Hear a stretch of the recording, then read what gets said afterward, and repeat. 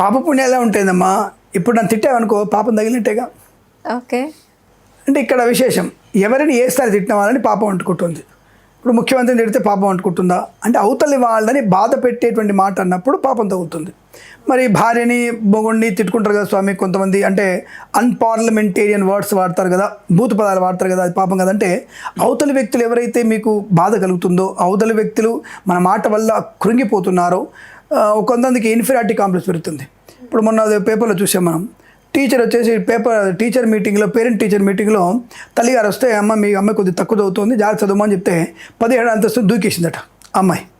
అంటే ఒక parent teacher మధ్యలో జరిగినటువంటి సందర్భాన్ని ఆ పిల్ల నెగిటివ్గా తీసుకుంటే ఏం చదువుతున్నట్టు అంటే షీ హ్యావ్ నో కాన్ఫిడెన్స్.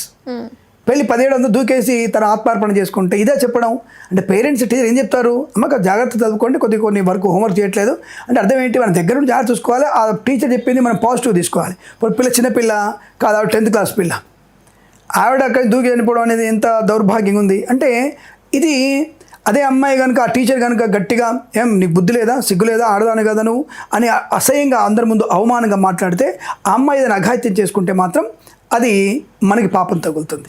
అంటే నీ మాటల వల్ల నీ చేతల వల్ల అవతలి వ్యక్తికి అవమాన భారం కలిగి వారు కృంగిపోతే అది పాపం తగులుతుంది.